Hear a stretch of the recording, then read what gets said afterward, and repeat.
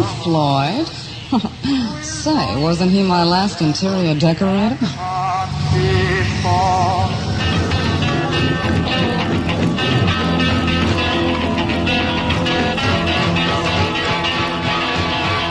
Relics, a most bizarre collection of antiques and curios from the Pink Floyd. Some old,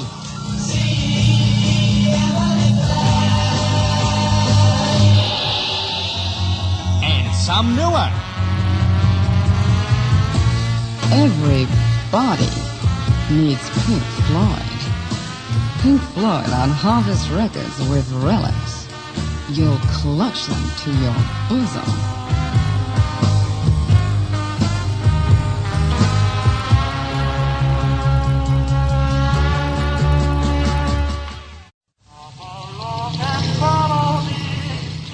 Do I know about Pink Floyd?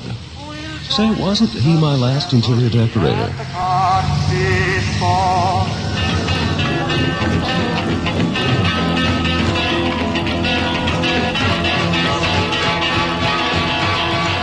Relics, a most bizarre collection of antiques and curios from the Pink Floyd. Some old,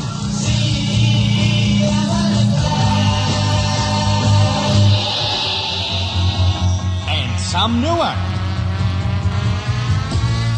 Everybody needs Pink Floyd. Pink Floyd on Harvest Records with Relics. You'll clutch them to your bosom.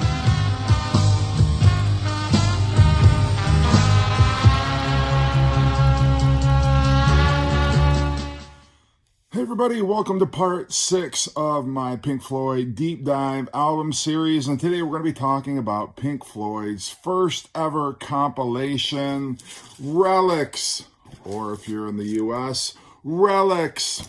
It was released on May 14th, 1971 as a stopgap album.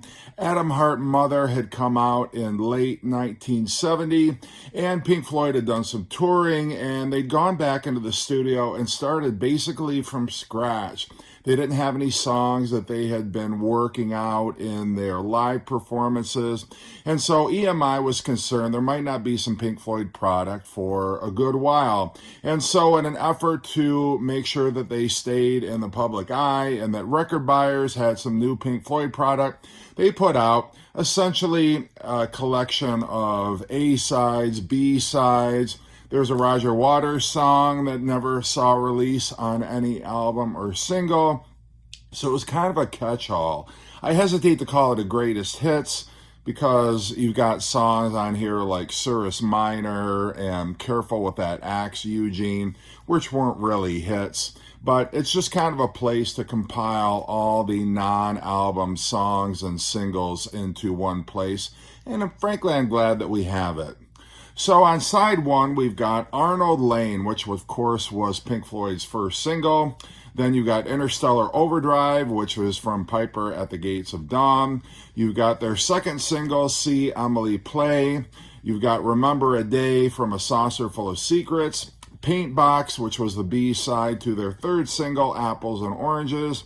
You've got Julia Dream starting off side 2, which was the B-side to It Would Be So Nice, which I believe was their fourth single. Then you've got the B-side to Point Me at the Sky, their last single for some time. Careful with That Axe, Eugene. Then you've got Cirrus Minor and the Nile Song, which both were from the soundtrack to More. Then you've got that Roger Waters track, which had never been released. It was recorded in 1969, and it's called Biding My Time. And then you've got Bike, which was the final song off Piper at the Gates of Dawn. So definitely an interesting mix. You've got some deeper album tracks like Cirrus Minor and the Nile Song. You've got Bike off of Piper at the Gates of Dawn. And then you've got some of their great single A and B sides, Arnold Lane, See Emily Play, Paint Box. Careful with That Axe, Eugene, one of my favorite Pink Floyd tracks from this era. It was kind of a neat little compilation to have. I mean, I don't have any issues with it. The only thing maybe that I would have changed is I would have possibly had a couple more A-side singles. You don't have Point Me at the Sky on here. You don't have That Would Be So Nice. But, you know, for the most part, I think it's an enjoyable listen. It does give you a nice little snapshot of the first 3 Pink Floyd albums.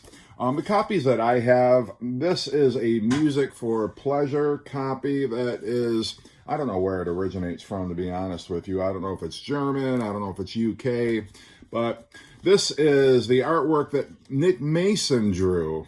How about that? Who knew Nick Mason was such a gifted artist? So you've got that as the original design. And then this was the North American cover where you've got these Spanish bottle caps. A little bit creepy if you ask me, but I kind of prefer, nothing against Nick Mason's hand drawing, but I think the unsettling nature of these bottle caps kind of fits in with Pink Floyd's mystique. But nonetheless, those are the 2 record versions that I have, the 2 vinyl versions. And I've got, this is the copy that I have on CD, which conforms with the North American cover. And then I've got 2 CD versions. This was, I believe, the first issue of this on CD when they did all the Pink Floyd remasters. They did Storm Thorgerson from Hypnosis actually had somebody make up the drawing that was on the original Relics cover. They had them actually make a sculpture out of it, which I think is pretty cool.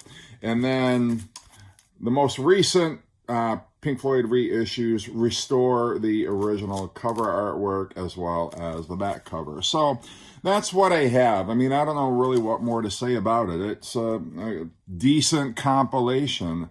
And I think it served its purpose at the time, and I think it's introduced some Pink Floyd fans to some of this music without having to buy the first 3 albums. So it's a nice way to kind of, you know, put your toe in the water and see whether or not this music is for you. So anyway, next episode that I will do will be one of my favorite Pink Floyd albums of the 70s, and we're talking about metal. Hope you're doing great, and take care.